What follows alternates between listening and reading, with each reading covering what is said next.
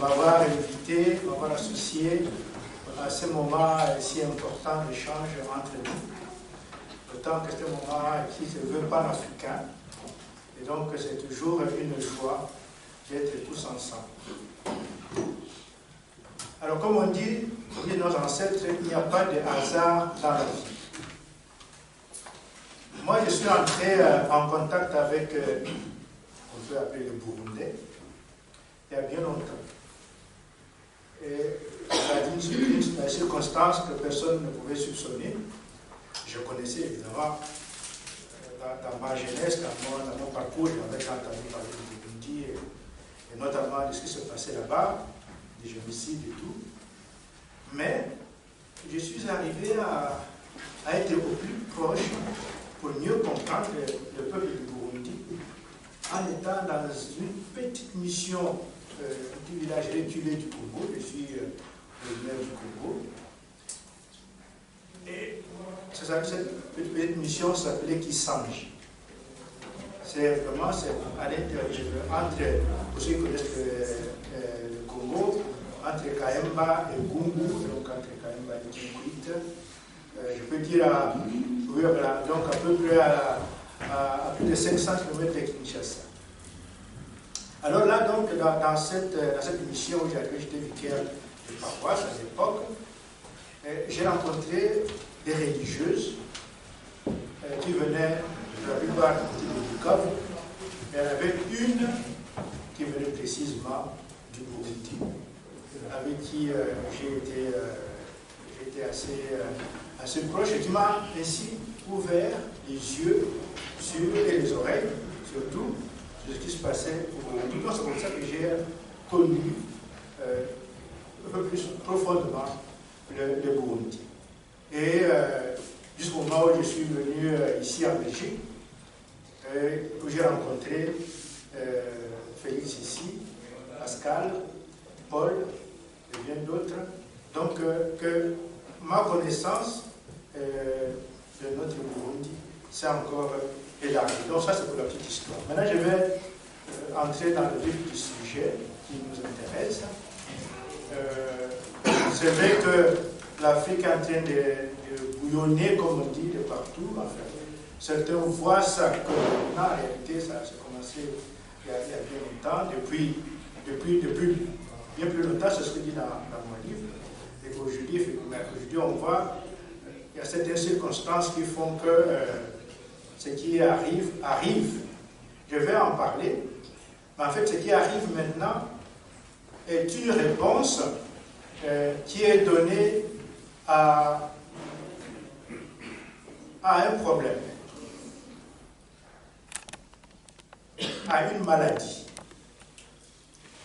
Et moi, j'ai essayé d'analyser cela, la situation générale, dans ce livre-là, que vous avez fallu ici, qui s'appelle l'Afrique en coma. Il y a peut-être des médecins parmi nous, ou des infirmiers et des infirmières. Quand nous parlons de l'état coma 2, cela suppose qu'il y a eu, avant le coma, une maladie qui s'est aggravée et qui a amené les patients dans un état comateur, c'est un état qui précède l'agonie et la mort. Mais avant la maladie, avant que quelqu'un soit malade, on est d'abord dans un état de santé saine. On est sain. Donc, on est sain, on devient malade, la maladie s'aggrave tellement qu'on accède à un état comateux qui peut amener à l'agonie et à la mort. Sinon, moi je dis que l'Afrique est en coma, cela veut dire que l'Afrique a été malade, la maladie s'est aggravée jusqu'à arriver à cet état comateux. Je vais expliquer ce que c'est que j'entends par l'Afrique en coma, mais en commençant par vous parler de l'état de santé saine de l'Afrique. À quel moment nous pouvons dire que l'Afrique a eu une santé saine? parce qu'autrement, il n'y aurait jamais eu de comment. L'Afrique a eu une santé saine. Nous pouvons remonter, pas trop loin, comme vous le pensez, mais au XIIe siècle. Il n'y a pas si longtemps. Au XIIe siècle, d'après les nombreux témoignages de voyageurs, notamment arabes, mais également de chroniques africaines et de l'archéologie qui nous apprend des choses, l'Afrique du XIIe jusqu'au XVIe siècle est une Afrique prospère, est une Afrique qui vit, est une Afrique qui produit. Plusieurs royaumes sont florissants, notamment dans la partie qui est celle de Diptako-Goma, qui est à maturité. Mais dans cette partie-là, qui est la partie des territoires entre le Burkina, le Mali et le Niger, il y a eu plusieurs royaumes. Le royaume de Songhai, que beaucoup de gens connaissent, et plusieurs grandes villes, comme la ville de Gao. La ville de Gao, c'est une ville qui est ancienne. Et à ce moment-là, au XIIe siècle, Gao était une ville de plus de 100 000 habitants, où il y avait une population cosmopolite. Il y avait des Haoussa, il y avait toutes les autres tribus tout autour, mais il y avait également des populations berbères et même des populations musulmanes. Donc c'était une grande ville. Et il y avait d'autres villes tout autour. Dans la bouche vous savez que le fleuve Niger fait une boucle. Ça va de la Guinée, et ça parcourt tous les pays que j'ai cités là, et ça vient jusqu'au Nigeria. Donc c'est tout cet espace-là qui a eu énormément beaucoup de royaumes, et des royaumes prospères, y compris l'espace du Guinée. La Guinée actuelle avait énormément, beaucoup d'autres royaumes aussi, mais également un peu plus bas, vers ce qu'on appelle l'Afrique centrale actuelle, notamment au Congo, où il y avait également des royaumes importants, avec des grandes villes, la ville de Mbaza-Congo par exemple, mais pas seulement, vous pouvez aussi contourner, aller de l'autre côté, à côté de l'Afrique de l'Est. Il y avait également par là des grands royaumes et des grandes villes. La ville de Kilwa, par exemple, c'est une grande ville, et jusqu'en Égypte, en fait. Il y avait des données, donc l'archéologie a révélé qu'il y avait des grands bâtiments qui étaient construits comme des bâtiments de 4 à 5 étages, aussi bien dans l'Afrique de l'Ouest que l'Afrique centrale ou en Afrique de l'Est. On trouvait des grandes étendues de cultures. Vous savez que quand on parle aujourd'hui de cultures, comme les arachides au Sénégal par exemple, mais ça ne vient pas qu'après la colonisation. La colonisation a trouvé des cultures qu'ils ont après mis, qu'ils ont essayé, qu'ils ont mis en avant, y compris les cacao. Donc, à ce moment-là, du 12e au 16e siècle, on trouvait des grandes étendues de cultures, mais également on trouvait de la métallurgie qui se faisait dans tous ces états. Il y avait des habits qui étaient brodés, des habits en soie qui étaient brodés. Donc c'était une Afrique qui vivait. Et aussi beaucoup des œuvres en or qu'on trouvait un peu partout, dans toute cette Afrique-là. Donc je vais dire donc brièvement, voilà donc l'Afrique, je dis l'Afrique saine, l'Afrique qui était telle qu'elle est apparue du 12e au 16e siècle. Donc, Quand les Portugais, parce que les premiers des Européens sont arrivés en Afrique à partir du XVe siècle, par la mer du Congo, que j'appelle l'océan Atlantique, ce sont les Portugais. Ils sont arrivés d'abord par les îles Canaries et la Mauritanie, et ils ont contourné toute la côte dont je parlais ici, et en allant à l'est, jusqu'en Égypte. Donc ils ont été les premiers. Alors quand ils sont arrivés, ils n'arrivaient pas en tant que conquérants, les Portugais. Parce qu'ils n'avaient pas grand-chose, parce qu'ils venaient trouver une Afrique très très prospère.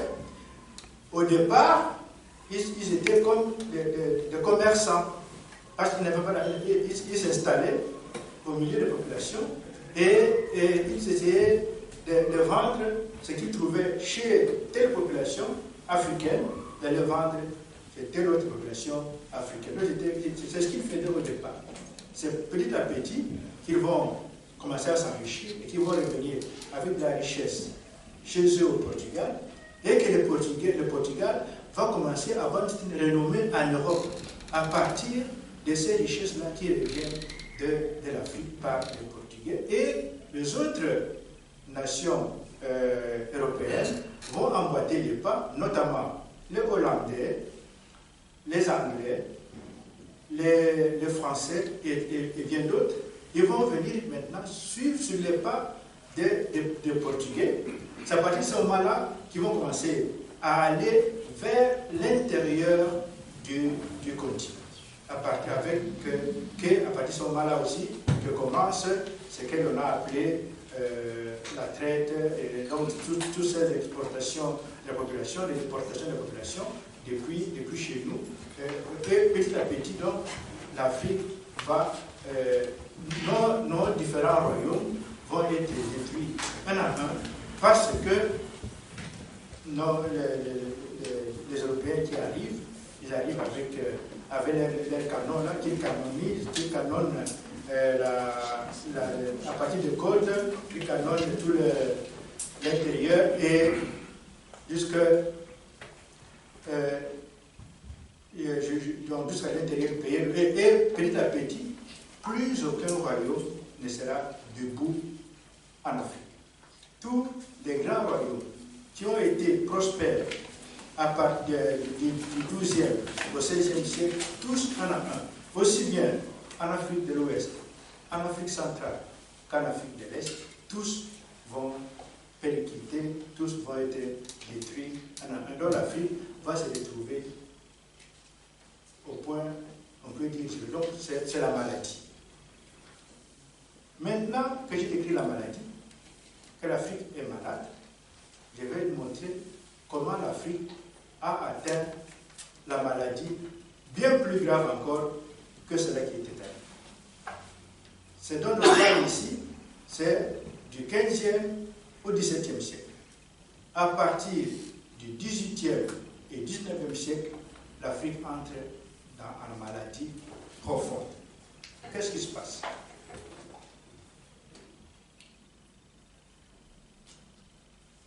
Au XVIIIe siècle, en 1772, retenez bien la date, 1772, à Londres, un groupe d'Africains qui étaient des esclaves, pas tous les Africains étaient des esclaves, ils s'enfuient de chez leur maître et vont auprès du Lord qui leur accorde la liberté.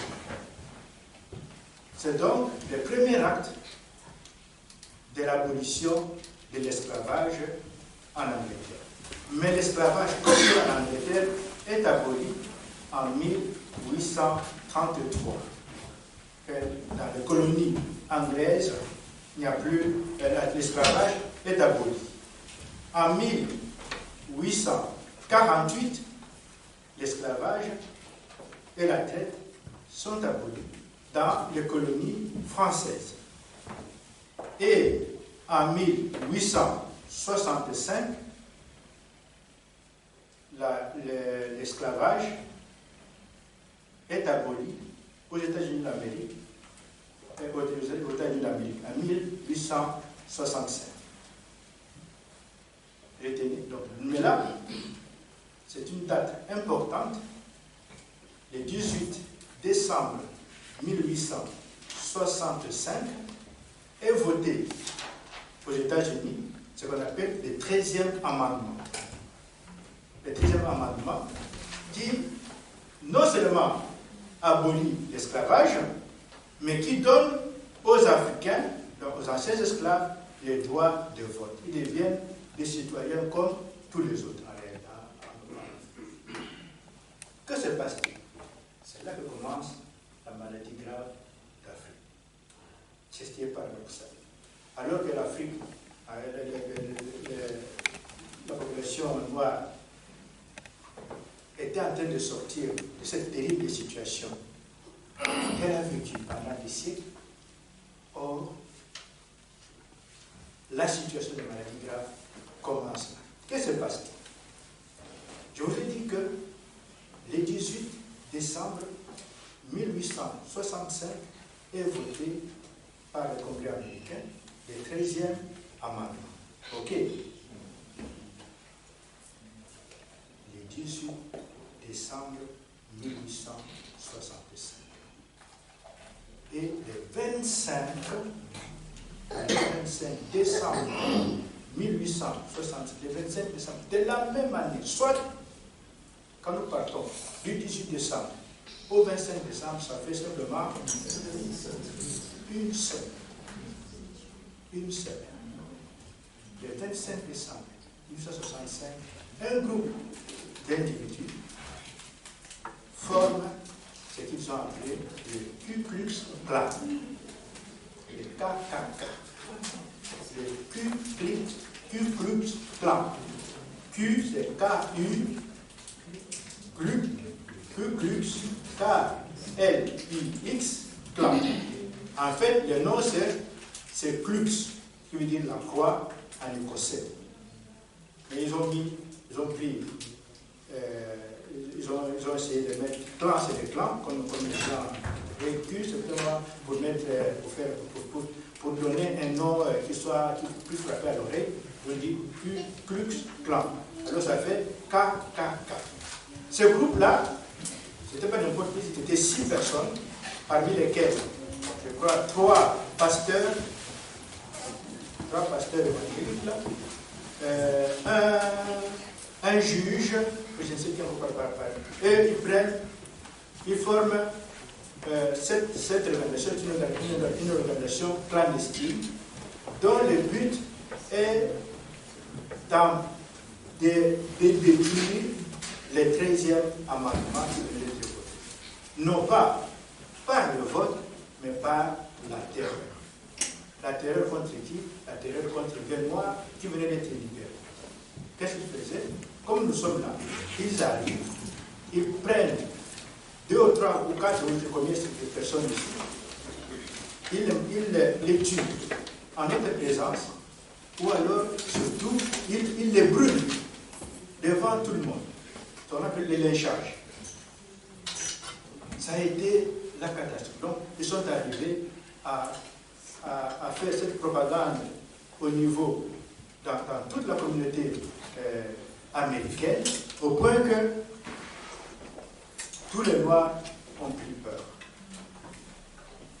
Donc, ils ont réussi à exclure les Noirs du cercle humain, du cercle des citoyens, comme tous les autres. Ils ont fait d'eux, ils ont continué à faire d'eux des personnes à part qui devaient vivre dans la peur de plutôt se cacher pour ne pas être tués. Donc, le Ku Klux Klan. C'est ainsi que, jusqu'aujourd'hui d'ailleurs, les Noirs ont tenu des problèmes pour élire les États-Unis, pour se faire élire, même pour voter aux États-Unis d'Amérique, jusqu'à présent. Mais ce n'est pas fini. Ce n'est pas là le plus important. Le plus important arrive maintenant. Ce qui va vraiment mettre l'Afrique dans le chaos, dans le coma.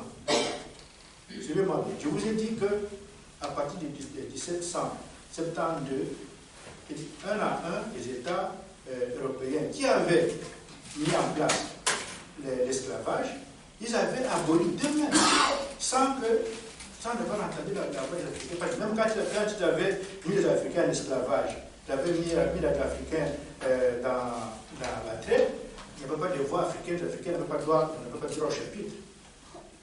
La même chose, quand ils ont aboli, les Africains n'avaient toujours pas droit au chapitre. Donc c'est eux-mêmes ont trouvé ce qu'ils faisaient était mauvais, ils ont aboli ça. Vous pouvez espérer, maintenant, enfin, les Africains allaient vivre d'une façon tranquille, y compris dans leur propre pays,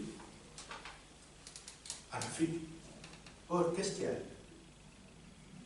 Les mêmes pays qui ont aboli un à un l'esclavage, l'Angleterre, la France, le Portugal, l'Espagne, l'Allemagne, l'Italie, etc., y compris l'État du Vatican, et les États-Unis d'Amérique, ces mêmes pays se réunissent le 15 novembre 1884 à Berlin et prennent la décision d'aller esclavagiser les Africains dans leur propre pays. Car ce qu'on appelle la colonisation n'est rien d'autre que mettre les Africains en esclaves dans leur propre pays. Ce n'est pas moi qui l'ai dit, c'est un auteur bien connu en anglais, qui s'appelle Arthur Conan Doyle, celui qui a écrit le personnage de la voilà. Donc c'est lui qui a dit que la colonisation, c'est Sherlock. Voilà. Sherlock Holmes. Ouais, voilà. Oui. Donc l'auteur, lui, c'est lui qui a dit que la colonisation, ça a été mettre les Africains en esclaves dans leur propre pays. Les Africains ont été libérés. Il y a eu la libération, il y a eu l'esclavage, il y a eu l'abolition de l'esclavage. Comment expliquer que les Africains, que les mêmes Européens prennent la décision de remettre les Africains, de s'attaquer aux Africains? C'est parce que c'était effectivement des attaques. Parce que le plus grave, c'est qu'en 1835, le 25 janvier 1835, à Bahia, au Brésil, un groupe d'Africains qui avait, moi je vous ai dit qu'en 1933, on avait eu l'abolition de l'esclavage dans l'économie anglaise. Donc il y avait déjà des Africains qui étaient libres. Et un groupe de ces Africains-là, à Bahia, ils s'étaient opposés aux Européens, avec ce qu'on appelait les maîtres. Ils ont fait la guerre, ils ont presque battu, ça a été une grande guerre. Et comme les Européens ont eu peur, ils ont envoyé des renforts, ils sont venus depuis l'Europe pour aller mater la rébellion là-bas.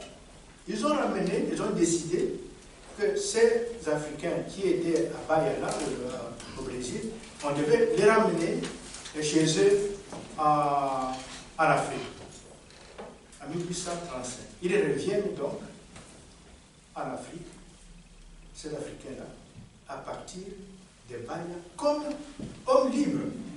Ils reviennent en Afrique. Ils s'installent dans le Ghana actuel, le Togo, le Bénin et le Nigeria. Ils se mettent à construire, parce qu'ils reviennent avec des connaissances qu'ils ont apprises là-bas, parce qu'il y a certains qui étaient des contremaîtres, d'autres étaient des maçons, il y en a qui étaient des charpentiers, il y en a qui étaient des ingénieurs, et ils commencent à reconstruire ce pays. J'ai été au Bénin, et je suis allé dans la ville de Porto Novo. Porto Novo, vous l'entendez, le nom Porto Novo est une ville du Bénin, comme Lagos au Nigeria. Ce sont les noms portugais, mais ce ne sont pas les Portugais du Portugal qui ont donné ces noms. Ce sont les Africains revenant du Brésil qui ont donné ces noms-là. Ils commençaient à bâtir de nouvelles villes, ils commençaient à reconstruire ce pays. Le pays était en train d'être reconstruit, était en train de revivre. Or, qu'est-ce qui se passe? En 1884, même ceux-là qui étaient revenus comme étant des hommes libres, redeviennent de nouveau des esclaves décolonisés. Donc, voilà comment l'Afrique entre dans le combat à partir de ce moment. La question évidemment maintenant, je vais un peu se poser, comment expliquer que les Européens soient aussi presque illogiques, qu'ils veulent toujours dire une chose et son contraire, qu'ils puissent faire ceci et cela, et ils font une chose aujourd'hui, et les lendemain, ils font le contraire de ce qu'ils ont fait aujourd'hui. Qu'est-ce qui explique ça? Qu'est-ce qui explique cet esprit? Donc, je vais aller rapidement pour vous dire, en fait, ce qui s'est passé. Parce que souvent, des gens ont dit, oh non, parce qu'il fait froid en Europe, parce que si il manque de richesses. Non, non, ce ne sont pas des raisons. Ce n'est pas parce que tu manques de richesses que tu dois tuer des gens. Bien parce qu'il fait froid chez toi, tu dois aller tuer des gens chez eux. Ça ne tient pas, ces raisons-là. Ça ne tient pas. Moi, j'ai cherché à savoir quelles sont les raisons. C'est ce que j'appelle moi les diagnostics. Donc, vraiment, j'ai essayé de faire les diagnostics pour comprendre. Alors, nous devons comprendre que pour donner la bonne réponse à notre problème, il faut savoir d'où vient ce problème. Pour bien soigner un malade, vous devez savoir de quoi il souffre. Il faut faire de vrais examens pour pouvoir détecter l'agent pathogène, qui peut être le virus, qui peut être les microbes, qui peut être l'enfermité. Voilà. Donc, moi, je suis allé en profondeur. Donc, je suis remonté aussi au XIIe siècle. Pour savoir qu'est-ce qui s'est passé en Europe au XIIe siècle. Voilà, les problèmes. Parce que l'Afrique était saine au XIIe siècle. L'Afrique allait bien. Mais l'Europe était quoi? Voilà le problème. Au XIIe siècle, en Europe, arrive, il y a un phénomène qui est apparu, c'est quoi? Le pouvoir politique est entre les mains de ce qu'on appelle la papauté. Les papes avec ces gens, son gouvernement, la papauté. Qu'est-ce qui s'est passé? Un siècle plus tôt, au XIe siècle, le pouvoir était entre les mains des empereurs romains germaniques, dont l'empereur Henri IV.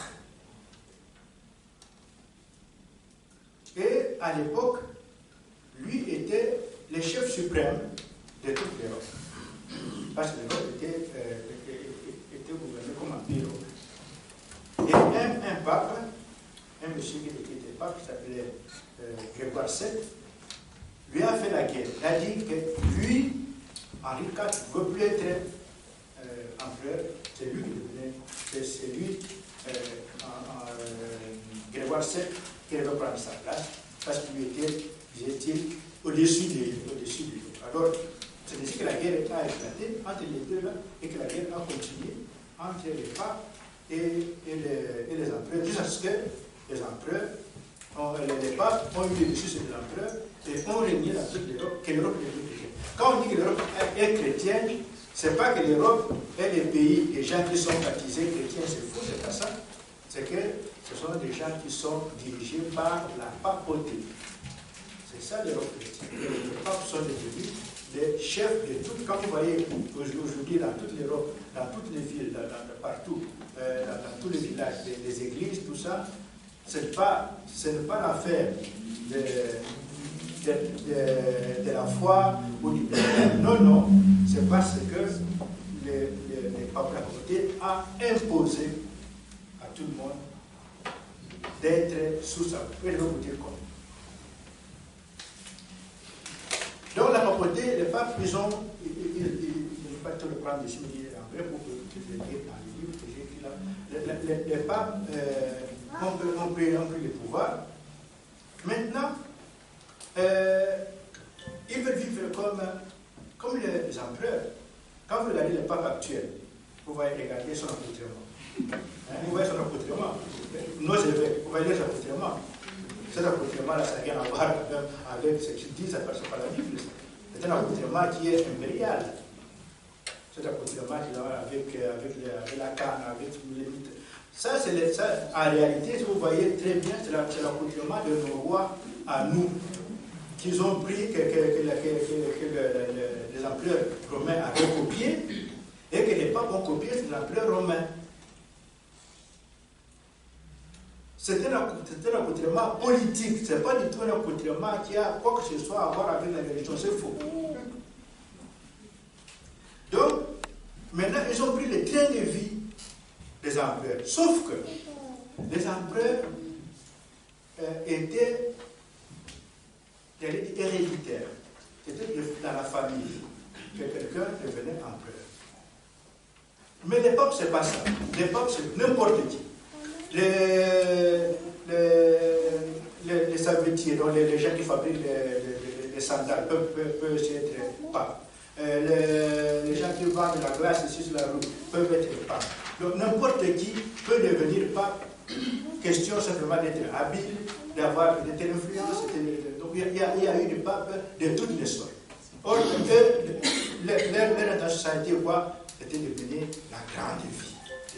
Quand on dit grande vie, ça veut dire les femmes, l'argent, ceci, cela. Donc, la société donc, est devenue décousue, totalement décousue, avec ces gens qui ont amené. Alors, c'est ainsi que, comme en général, la nature n'aime pas un tel désordre, il y a eu dans la société des gens qui sont sortis pour s'y opposer. Donc, des opposants à cette vie de cousu de la papauté, qui sont les premiers mouvements religieux qui sont sortis. Le premier s'appelle le mouvement des Vaudois, qui a été mis en place par un certain Valdo, qui était un marchand. Lui, il voulait purifier cette vie-là des papes et de tous les clergés. Ensuite, il y a eu un autre mouvement, les Cathares, avec les catharistes, vous l'avez déjà entendu parler certainement. Lui, il s'appelait eux des parfaits. Donc, eux, ils disaient que les papes, étant vraiment la pourriture comme telle, eux étaient parfaits, donc il fallait que les gens. Or, les gens, la population, suivaient maintenant ces mouvements de contestation de la papauté. Ça veut dire quoi? Que la papauté voyait qu'il y avait danger qu'elle ne puisse plus continuer à exister. D'où la guerre contre ces mouvements-là. Quelle guerre? Une guerre atroce. Ces mouvements sont déclarés par la papauté être des mouvements hérétiques. Donc, l'hérésie, ça veut dire quoi? L'hérésie, ça veut dire toute opinion qui est contraire à l'orthodoxie. L'orthodoxie étant l'opinion que les papes eux-mêmes partaient d'hommes. Donc, l'hérésie, tout ce qui ne vient pas de la papauté est donc hérétique. Et ils disent même que l'hérésie est donc un crime et lèse majesté. Quand quelqu'un est déclaré hérétique, il doit mourir, il doit être tué. Et comment? Exactement comme nous avons parlé ici, par des méthodes les plus violentes. C'est à ce moment-là qu'on a sorti ce qu'on appelle l'inquisition. Donc, l'inquisition, ça veut dire, ça vient du mot inquisition, qui veut dire enquête. L'enquête pour voir qui dans la communauté, qui dans ce village, qui dans cette ville, qui dans cet endroit est contre les papes, donc qui est hérétique. Dès que tu es reconnu hérétique, tu dois être tué. Et tué comment? Oui, on est tué par les moyens les plus difficiles, dont les bûchers. Ici à Bruxelles, je vois tout le monde, j'ai été à la grande place à Bruxelles. À la grande place à Bruxelles, là, il y avait un feu permanent qu'on appelait les bûchers, où tous les hérétiques qu'on attrapait dans la ville ici étaient jetés dans le feu là-bas. À Anvers, la même chose, il y avait aussi des feux. Il y en avait partout dans toute l'Europe. Ça a duré 7 siècles. Ça ne s'est pas arrêté là. Ça ne s'est pas arrêté que, disons, aux hérétiques, aux chrétiens contestateurs. Les papes ont voulu maintenant purifier toute l'Europe par le feu, pour que tout le monde puisse être aligné de l'espace. Qu'est-ce qui s'est passé? Tout ce qui était différent, et notamment les Juifs, ont été attaqués et tués. Nous parlons du 12e, 13e, 14e siècle. Les Juifs. Pourquoi? Parce que les Juifs avaient une foi différente. Avec la foi catholique, n'avaient pas droit à la vie.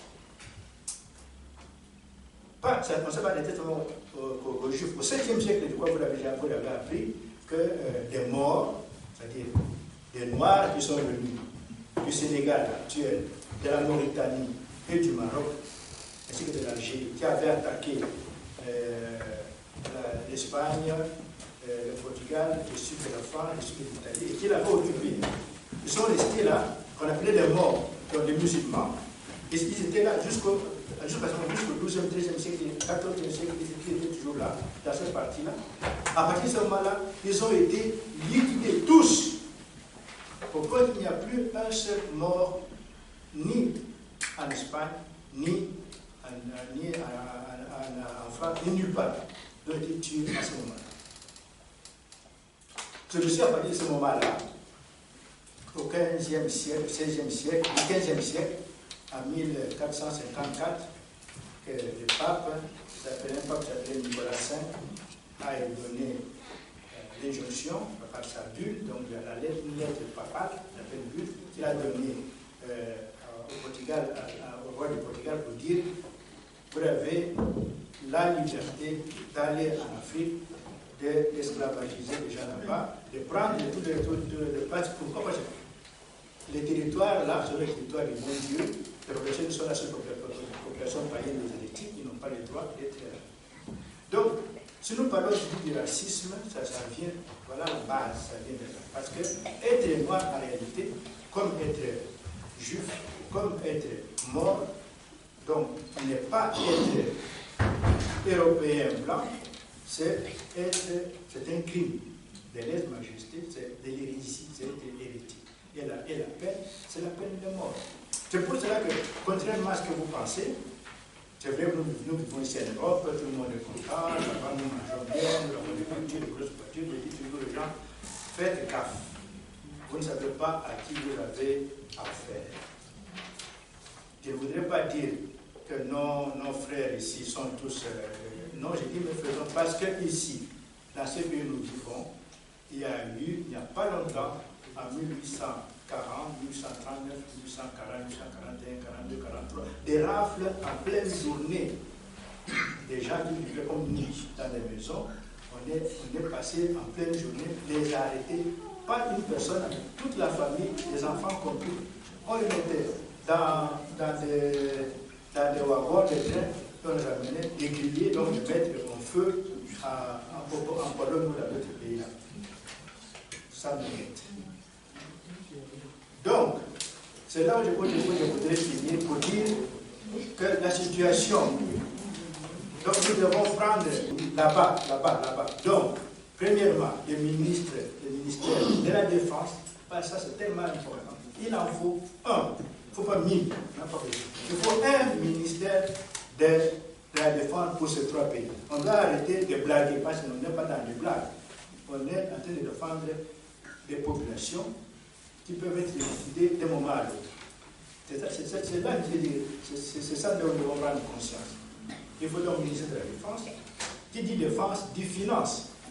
Donc il faut un ministère des finances. Ce qui est le problème, c'est que ce que tout le monde veut voir en Afrique, c'est nos mines. Donc il faut un ministère des mines, comme un ministère aussi, pour tous ces trois pays. Il faut un ministère de l'économie. On en a besoin. Il faut un ministère des transports. Il faut un ministère de communication. Parce que c'est quand même... Moi, je félicite le président Assimi Goïta qui parle à son peuple en bambara. Contrairement au président Ibrahim... moi, je trouve qu'il est bien, mais il doit cesser de parler en français à son peuple. On n'a pas besoin. Il peut parler en Mossi. Moi, j'ai été au Burkina. J'étais dans la région là où on est en train de tuer des gens là, dans le nord, tout près du Niger. Là, on parle Mossi. Je vous assure, moi, je suis resté là-bas 2 semaines. Après 4 jours, je parlais Mossi. Maintenant, j'ai tout oublié, mais on comprend. Chacun dans les jours, nous sommes des Africains, on n'entre pas à l'école par rapport à notre langue. Donc, ces gens-là qui sont les chefs d'État, qui croient qu'il faut, on ne peut pas entendre, c'est faux. C'est faux. Le président Traoré doit parler au Burkinabé en Mossi ou bien en Dioula. Et essaie de parler. Il va parler. Là, c'est ce que dit au Burundi, on doit parler à notre population en Kirundi. C'est déjà fait. Oui. Mais voilà. Donc, il n'est pas question de jouer avec la population, on ne doit pas jouer avec la population. J'ai vu les chefs d'État africains, ils sont là à l'ONU, faisant, je ne sais pas, le godo en parlant, parlant en France. Les Russes parlent en russe, les Chinois parlent en chinois, tout le monde parle dans la Bourg-Fanou. Quel mal y a-t-il à ce que notre ministre Abdoulaye Diop, là, quand il est à New York, puisse parler en bambara? Qui les peut interdire? Qui les peut interdire? Donc nous devons être sérieux. Nous devons savoir que je voudrais vraiment vous dire que nous sommes ici dans un forum politique et vous êtes au pouvoir au Burundi, mais ne restez pas, ne vous contentez pas de ça. Je crois que ce qui est le plus, les défis, c'est de garder notre population en vie. Moi, je ne suis pas d'accord de ceux qui disent que les Africains, on doit mourir pour l'Afrique. On ne doit pas mourir pour l'Afrique, on doit vivre pour l'Afrique. Nous ne sommes pas là pour mourir, nous sommes nés pour vivre. Donc on doit arrêter de tuer.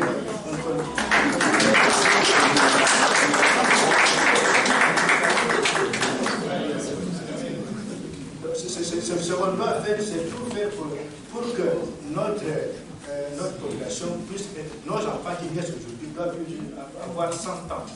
C'est ça. Dans ma culture, moi je suis Mouyadji, c'est le Bayan, on ne meurt pas avant 100 ans. Pas avant 100 ans. Si quelqu'un meurt avant 100 ans, l'oncle doit répondre. Il doit dire pourquoi son homme là, qui cet homme de son clan, qui a surtout des enfants de 5 ans, de 10 ans, de 20 ans. Alors tu peux absolument dire aux gens pourquoi ils meurent. Parce que tu as honte. Vous êtes les FDD, vous êtes les oncles du Burundi. Si un Burundi meurt aujourd'hui, on doit vous demander de compte. Pourquoi ce Burundi-là, Burundais, il est mort? Par peut-être des oncles. C'est ça. Être parti politique, être au pouvoir, c'est-à-dire être chez nous, le pouvoir vient de la maman la donne à l'oncle pour que l'oncle puisse veiller sur la sécurité des enfants. Donc des neveux de l'oncle. Donc ça veut dire que tout Burundais est neveu. Il faut dire au président de la République de Burundi que chaque Burundais est son neveu. Oui. Aucun Burundais ne peut mourir sans qu'il puisse justifier pourquoi il est mort. Donc il a en tête, en main la sécurité de chaque Burundais, qui qu'il soit. Voilà être responsable chez nous.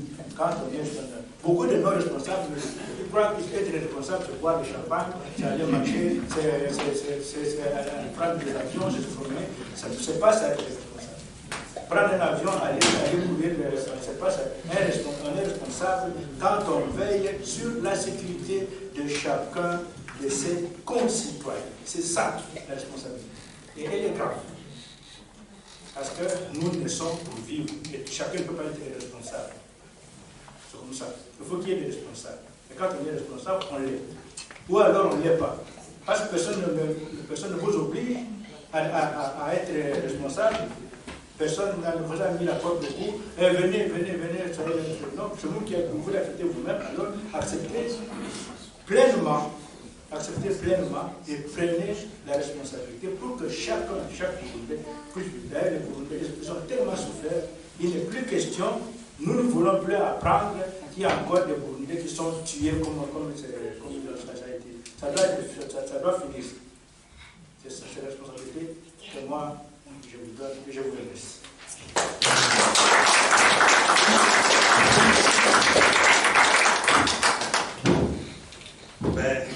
Juste un tout petit mot pour dire chez nous à Abidjan, on dit il faut être garçon.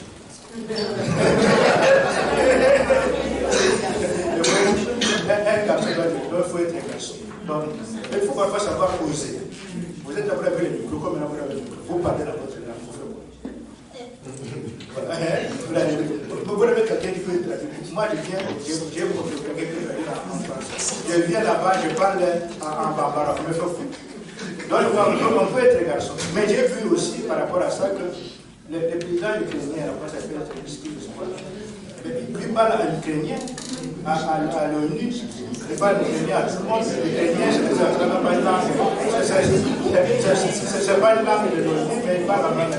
Donc, essayons d'être garçons.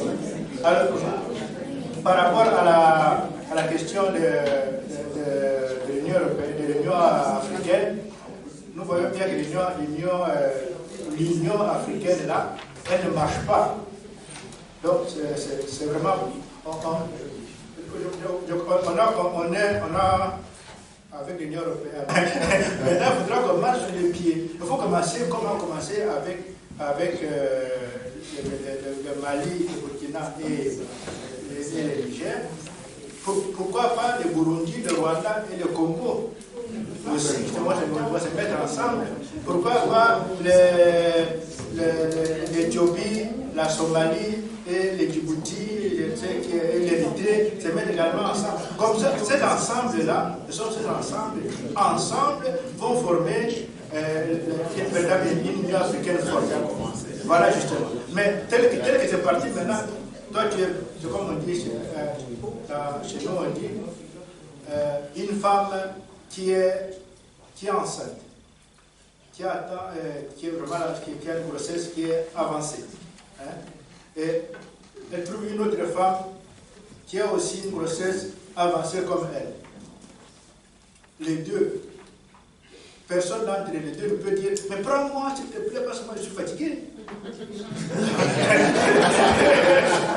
Donc, ça veut dire, pourquoi? Parce que chacune d'entre elles est dans un état de vulgarité, de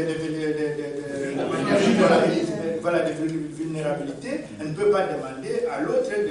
C'est impossible. Donc, il faudrait que ce soit quelqu'un qui, là, on dit,